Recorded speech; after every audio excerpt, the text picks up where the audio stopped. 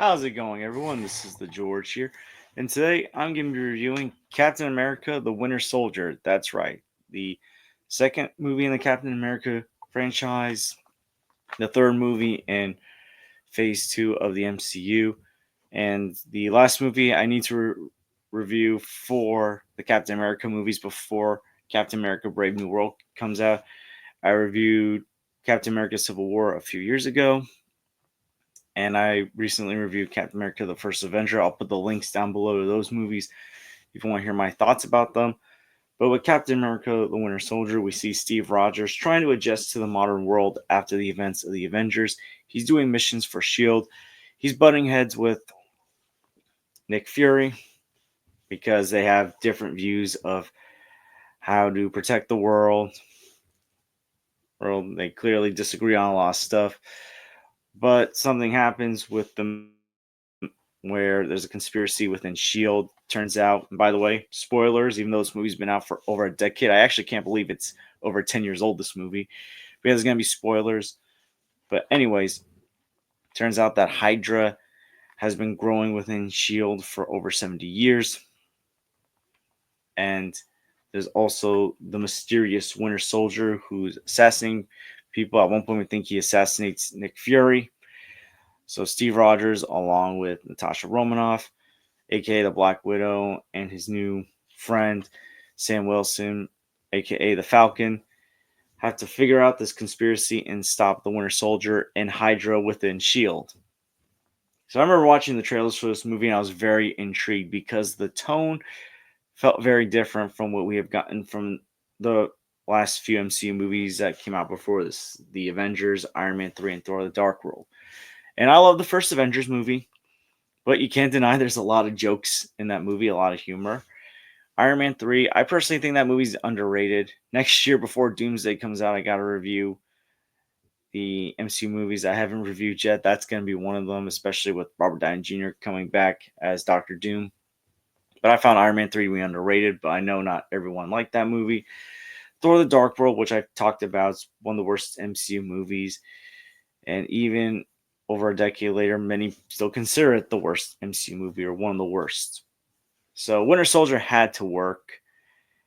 And this movie, I'll definitely say, is a major shift in tone, not just from Captain America: The First Avenger, which is a movie that I praised a lot, but had its corny, funny moments, but also from the recent MCU movies. The shift in tone, if anything, I feel like feels similar to the first Iron Man movie, where you got your humorous moments. And I'll say this about the Russo brothers: I think the Russo brothers do humor better than Josh Whedon because it's not continuous, but when it happens, it actually is executed well.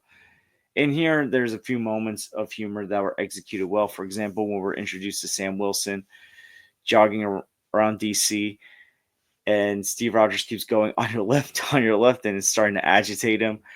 Or when Natasha Romanoff asks Steve Rogers if he's ever kissed anyone since 1945.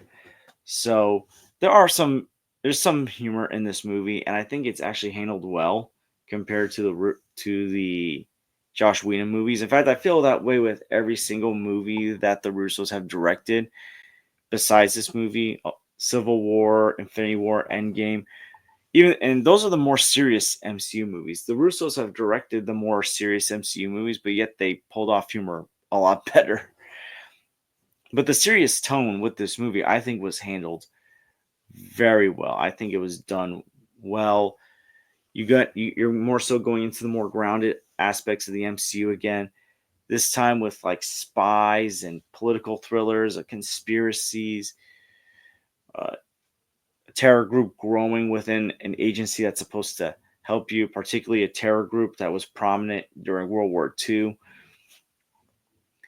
And you don't know who to trust. The theme of trust, who's your allies, who's going to stand up, is also prominent in this movie. And it lets a lot of characters shine in this movie, not just Steve Rogers. I mean, Chris Evans is fantastic as Steve Rogers, and I like the costume a lot in this movie, way better than the costume from the first Avengers movie.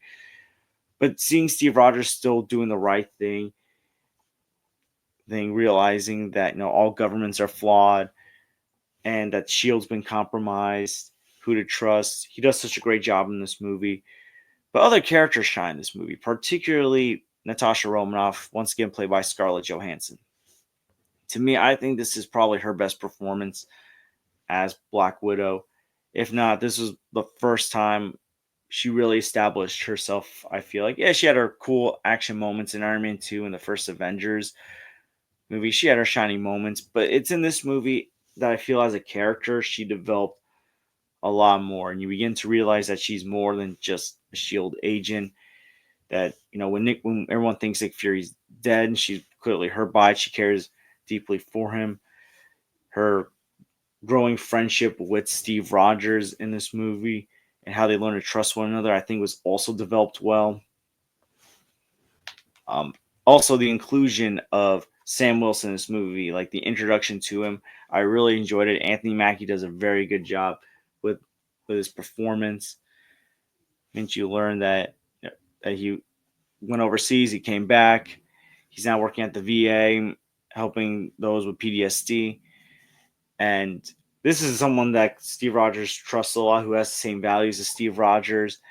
And this movie could have easily made him a jokey character that makes a lot of quips and jokes, but no, they didn't. Instead, like right out of the gate, his first action sequences, he kicks butt. He's great in this movie.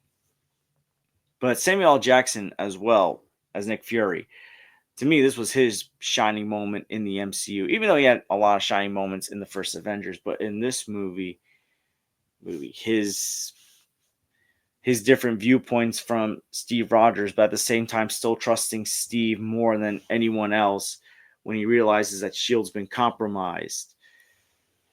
I especially love the action sequence when he's driving and he's being ambushed by a bunch of Hydra agents disguised as DC police and the Winter Soldier. To me, that action sequence, like that car action sequence alone, is better than anything the Fast and Furious has done. And this movie came out around the time that the Fast and Furious movies were actually good and had phenomenal action. But this action sequence alone is better than anything from the Fast and Furious. But yeah, the action overall in this movie is incredible. The sequence in the elevator where Steve Rogers is finding all those guys on the elevator, that is phenomenal. One of my favorite action sequences in the MCU. His action sequences with the Winter Soldier are incredible, and I gotta say, the Winter Soldier in this movie, the physical villain threat of this movie, because the other main villain of this movie is played by Robert Redford, Alexander Pierce, who I think is underrated as a villain. I mean, Robert Redford's a great actor in general, but here in this movie, I think he's very underrated in his performance, in his influence in this movie, in the control that he has over the Winter Soldier. Just terrific performance from him. Frank Grillo as Rumlow as well. Great performance from him as well. But it's really Sebastian Stan as the Winter Soldier, because we know him as Bucky from the first movie. But here's the Winter Soldier, his stoic personality for most of the movie, until later in the movie where he gets more angry in the movie. Sebastian Stan, like, this is one of his best performances in the MCU in this movie. And yeah, this soundtrack, even though I still enjoy the Alan Silvestri soundtrack from first Avenger, the soundtrack in this movie is still great as well. And I think it really plays into the political thriller aspect of the movie. This movie's got a lot of powerful moments in this movie as well. For example, when Steve Rogers reveals to the rest of S.H.I.E.L.D. that Hydra's taken over S.H.I.E.L.D., and you see the S.H.I.E.L.D. agents that are taking a stand, that are stepping up, siding with Captain America. I thought that was very powerful. The one flashback sequence of Steve with Bucky, I thought, is very underrated. Doesn't get talked about enough. The moment where Steve visits an aging Peggy, once again played by Haley Atwell, also powerful. And it's just a sad, bitter reminder of what Steve Rogers missed out on, being frozen in the ice for over 70 years. But yeah, there's some powerful moments in this movie. And I also love the song choices that the Russos use at times in this movie. Very underrated. Like, a lot of things that the Russos do don't really get enough credit for, in my opinion, in the MCU. I mean, granted, I understand some of their work outside the MCU hasn't been as successful, but I think their work in the MCU it's top notch. That's just my personal opinion. I think that the stuff with Zola, Toby Jones returns to voice him, being this algorithm revealing everything that about Shield, Hydra growing within Shield. I thought that was really intense without any action until missiles start launching at the site that Steve and Natasha go in, and the undercover stuff at the mall, like the way Natasha goes over it with Steve. It's very clever and it's not predictable. There's a lot of predictable stuff you could have done, but the kissing scene between Natasha and Steve that makes people uncomfortable in public, very underrated stuff. And that obviously leads into the joke of, have you kissed anyone since 19? Was that your first kiss since 1945? But with the Winter Soldier, to me, this is one of the most important movies in the MCU. Yeah, I feel like it's a great connecting of what came before it and what's going to come after it. Because you got that one senator guy from Iron Man 2, the one that kept grilling Tony Stark, that Tony Stark loved pissing off in Iron Man 2. He's revealed to be a Hydra agent. You got the one Shield agent that was sort of in the background for Thor and the first Avengers movie, who turns out to be a Hydra agent that they interrogate. But they also set up a lot of stuff. Like, obviously, this is setting up Age of Ultron and Civil War. But they even mentioned Stephen Strange in this movie. And I know Comic Con 2014, I'm pretty sure it was, a few months later after this movie came out, revealed the next slate of MCU movies at the time, and Doctor Strange was one of them. But I didn't even know they were like they were going to include Stephen Strange in the MCU. It was like, you hear his name mentioned, it's like, oh, Stephen Strange is in the MCU, which makes you wonder, is he the sorcerer supreme? Does he even get his powers yet? Like, there was a lot of theories that were speculating at that time, and now we know how important Stephen Strange is to the MCU. So yeah, Hydra was right that he was going to become a threat, at least maybe to them. Not so us, unless he's messing with the multiverse. But this movie does so many things right.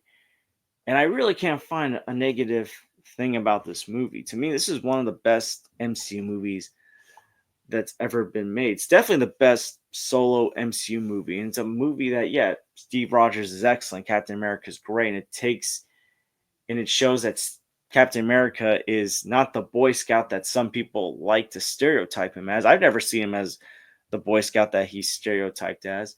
But it brings it into a nice, more serious yet still enjoyable direction that to me is still relevant to this day. This movie's going to be 11 years old in April, and it's still one of the top 5, top 3 best MCU movies of all time. It's one of my favorites. One of those MCU movies that I rewatch at least once a year and never get tired of. Like, to me, those are the MCU movies that are on the top of my list. But yeah, with Captain America and the Winter Soldier, I'm going to give this movie an A+. This has some of the best action in the MCU. I love Captain America's shield and how he utilizes it in this movie. Terrific job. Great performances from Chris Evans, Scarlett Johansson, Anthony Mackie, Sebastian Stan, Robert Redford, Samuel L. Jackson. Great score. Or great costumes. The costumes look great in this movie. The Winter Soldier looks great in this movie. I love the political thriller aspect. I love the spy aspect, spy tone of the MCU. And I wish we had more MCU movies like this. It felt like at times like they wanted to replicate this, but never fully did. I think Black Widow, the 2021 Black Widow movie, there were hints that they were going to try to go with that aspect. And when they were, it worked for that movie, but they never fully embraced it like this movie did. But yeah, Captain America: The Winter Soldier, to me, this is an A+ movie. And if you haven't seen this movie, go check it out. Go rewatch this movie. To me, it's one of those MCU movies that you got to rewatch. And I hope the MCU gets back to making movies like this. I don't know, Brave New World. I know there's been a lot of reshoots, but the trailers look promising at least. But if not, Brave New World, hopefully Thunderbolts and Fantastic Four, the first steps, can get back to that quality of the MCU. But yeah, what are your thoughts on Captain America: The Winter Soldier? Have you seen it, and what did you think about it? And what's one of your favorite MCU movies of all time? what do you think's the best in the Captain America trilogy? Because yes, this is, in my opinion, the best Captain America movie so far. Let me know in the comments down below. And I want to thank you guys for watching. Please like and subscribe already if you haven't. Please share this with someone that loves Captain America movies. And I hope to see you guys real soon. Take care, everyone.